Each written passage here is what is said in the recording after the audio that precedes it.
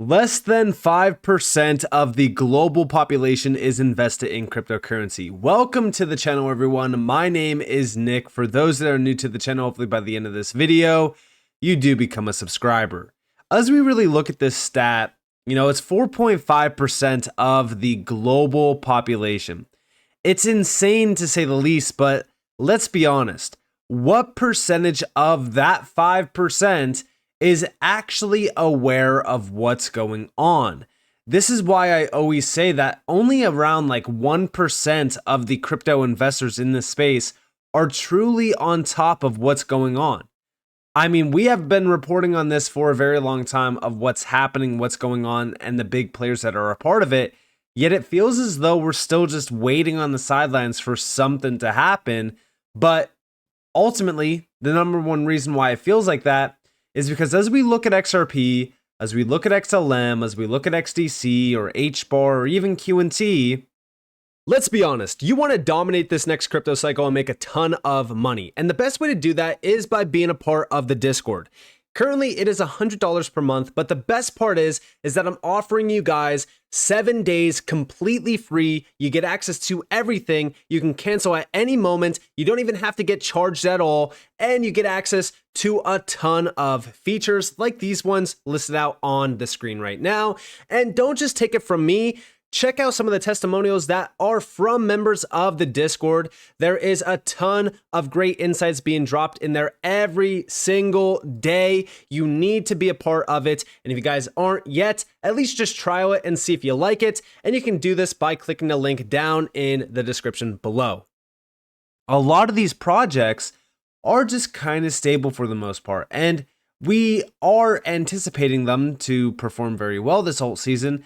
But everyone has been comparing them to meme coins and this coin and that coin. And it's like, well, if I would have just held this coin instead of XRP or XLM or XDC Hbar Qnt, etc., I would have been making X amount of, returns. And although, yeah, that is true in the short term. And this is also why I say, like in, other videos, I'm like, I feel fine looking like the idiot in the short term, looking at utility, focused on utility, investing into utility. Because long term, we will look like geniuses. And I say that because of what we see happening right now around our current monetary system and what these major organizations, like for an example, the BIS, are telling us. In fact, just recently, the BIS put out a full report, and this is on June 25th of this year. And it's a breakdown of artificial intelligence and the economy, implications for central banks. Now, if we scroll down, we really kind of look at this. One, it's the impact that AI is going to have on the economy and even financial systems. We could even see here around like the implications that AI actually has on the financial system and its stability. More so, central banks are, directly affected by AI's impact regarding, monetary and financial stability and the users of AI tools, challenges arising, things like that. And it takes me back to this report over here from KPMG, which was regarding artificial intelligence and blockchain, the new power couple. As we start to see technology advancing and continuing to become a much larger aspect of the financial system and potentially even being integrated within the financial system in the coming, weeks, months, and possibly even years, I really look at what players are being tapped in. And we do know from the BIS specifically, two names that we could really kind of add to that list is Quant and Ripple. Now we know Ripple utilizes XRP and we know that Quant utilizes Qnt. These are two, in my opinion, that are, really kind of right on par with what's happening around implementing and advancing and ultimately making efficient our current financial system. So XRP and Qnt definitely deserve to be on that board of projects that are a high probability or high potential of being utilized within this new financial system. But what about the rest, right? Well, let's talk about this. So here we have Quant and Project Rosalind. Again, this is the one with the BIS. And this is their work on Project Rosalind, the BIS Innovation Hub, and the Bank of England's experiment into a retail central bank digital currency. And in this case study, if you guys did want to download it, you guys are more than welcome to. the project objectives and how we address them, how Overledger smart contracts can contribute to the development and implementation of a retail CBDC, what new types of programmable payments were developed as part of the project, and how Project Rosalind utilized Overledger APIs to facilitate blockchain integration, making it more accessible and efficient for all types of financial institutions. And again, this key here around facilitating blockchain integration, that is a big deal, because that means, and by the way, with Overledger, any blockchain can be tapped in and integrated. This means that the bridge to the Xrp Ledger, to Hedera, to XDC, XLM, it's already forged out through Overledger APIs. Now, even down here, we can see the core API layer. You have the central bank layer, you have the Ledger API layer, the core API layer, and even the service provider layer. And this is how pretty much everything will work, where you have, all of those connectors. Like you have the DLT connectors there with smart contracts. You even have the DLT API. Like this is all fully connecting to not only CBDCs, but also pretty much everyday life. We're talking about businesses, devices, payments, anything, right? Like this is a big deal. Now, beyond this, I want to go to the Finternet, right? So just a quick diagram of this, because I've included it in recent videos. This is basically the blueprint to the new financial system. And I've talked about it, right? The Finternet is very similar to like the internet of value, where you have pretty much everything tapped in. You have ledgers being a part of it. Tokenization is obviously the big thing here.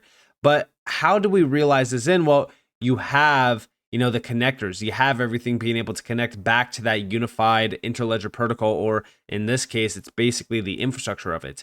But as we look at this, right, this is not just, the BIS wins again, all of these projects are deemed useless. No, like every single one of those projects that have utility, that are, solving for some of these things that are on this screen, those will be tapped into, my opinion. I think that there's going to be, multiple winners. Hbar obviously being one of them, XDC, XLM, all of them. I think that they're all going to be big winners. Now, also over here, we have the evolution of financial services. We have the past, which is the traditional, the present, which is more digital, and then we have the future, which is the Finternet. And this is more so everything around us being tokenized on a shared programmable platform, a unified ledger, which could be the next big development, unlocking new types of economic arrangements. And this is basically in process now. Like this is the evolution happening in real time, and they're telling us this plan already. Now, also over here, banks are already prepared for this. Back in November, we have banks waiting on crypto guidance. With digital assets like cryptocurrencies viewed as a potential threat to financial soundness, banks are proceeding with caution until regulatory frameworks develop. And, again, like there's obviously been a lot of problems happening around crypto in the last couple years, which is why, a lot of these institutions are still waiting on the sidelines. But we also know that institutions are here. They're already building. They're already a part of this. Over here, we have institutional crypto adoption. The lack of regulatory clarity is a pain point. And yeah, it is, right? But we know from Ripple, specifically the SVP of Ripple X at Ripple, our meetings with TradFi around tokenization have become much more tangible. They now come to Ripple with real use cases teed up. So they're already working with Ripple around some of these use cases. They're already planning it. And this is before we have regulations. Like they're already getting prepared for regulations to happen. And a lot of these big institutions are already kind of showing their hand. If we look back in time, we know JP Morgan's utilizing, private blockchain, technology around Onyx, for an example. This goes all the way back to 2020. This was a big deal, obviously. Now, also on top of the same exact, thing, we have the DTCC. This is more so private DLT technology.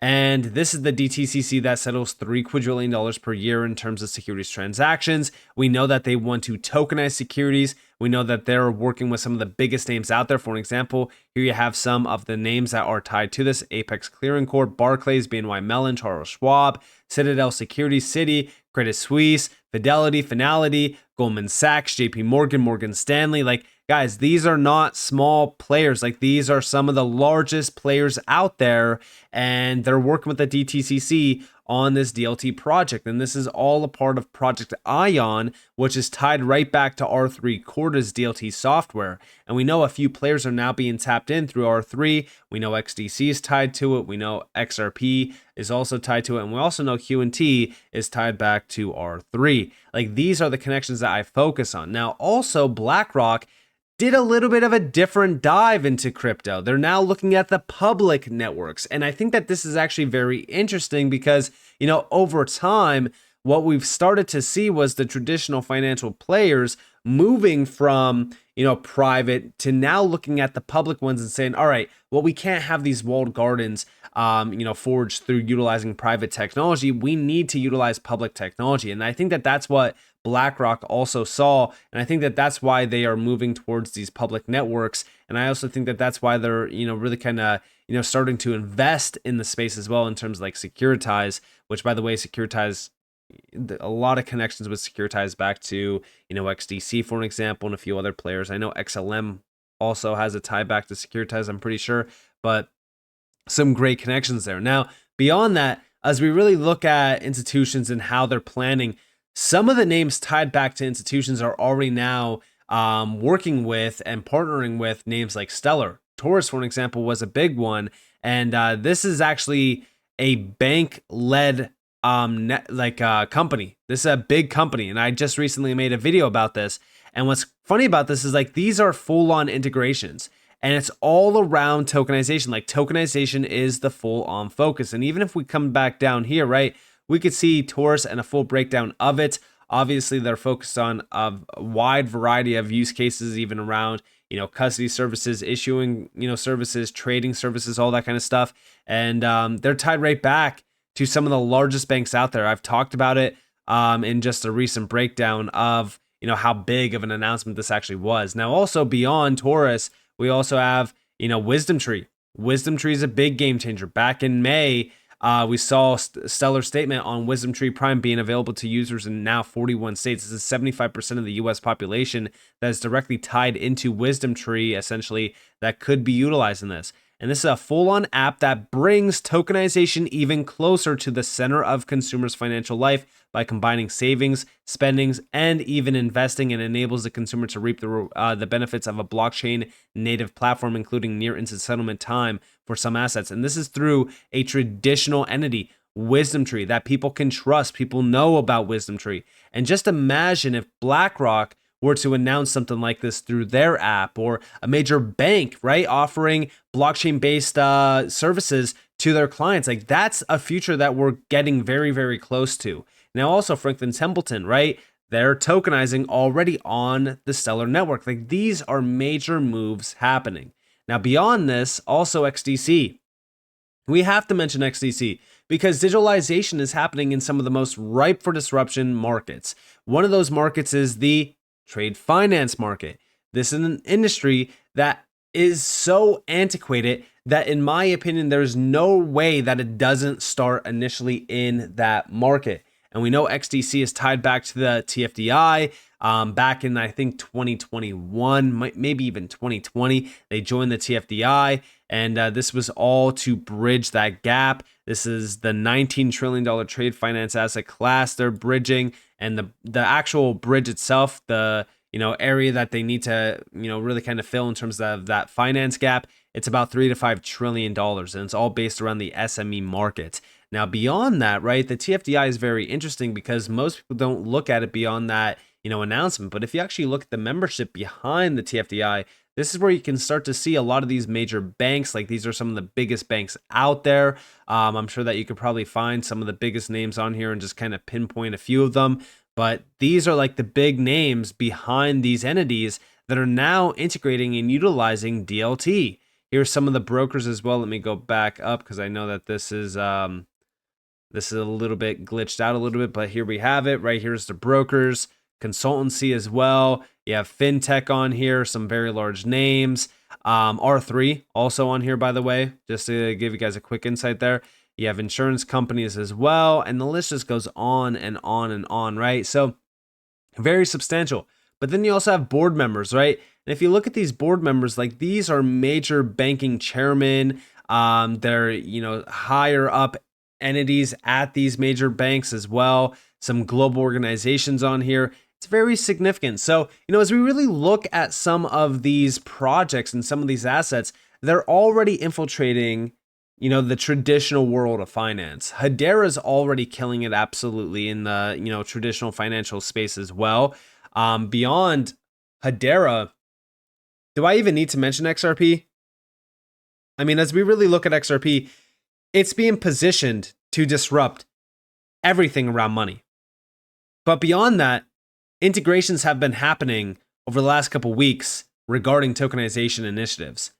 I mean, this is truly one of the biggest projects out there because for well over 10 years, it's been positioned at the forefront of, making efficient money flows, how money is settled, how money is moved around the world. But also beyond that, right, we have all of these great developments that have happened over the last 12 months, for an example, that is solidifying XRP's position in the tokenization revolution, which, by the way, Ripple has been behind for so long before it even was, a trendy topic back in 2016, 2015.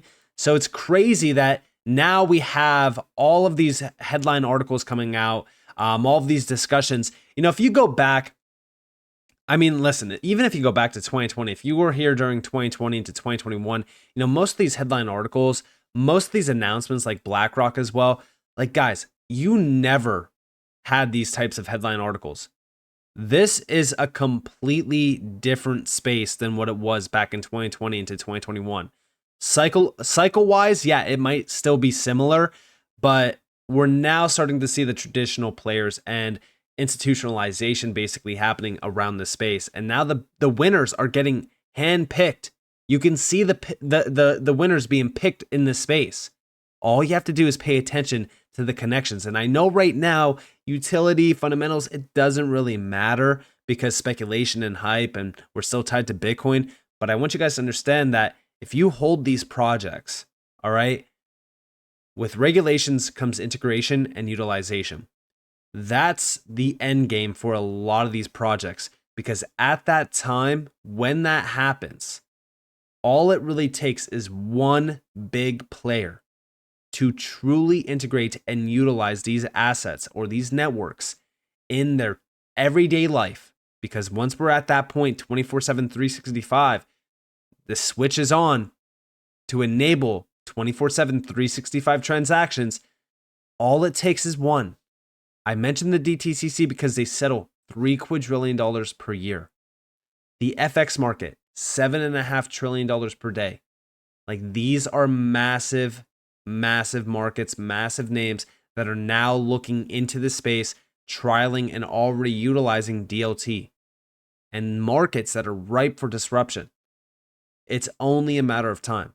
So with that being said, I hope that you guys enjoyed this video. If you guys did, definitely leave a like, subscribe to notifications on because more free content. You guys are more than welcome to follow me on Twitter and join the free Discord in the description below. And with that being said, guys, this has been Nick. Thanks for watching. Peace out.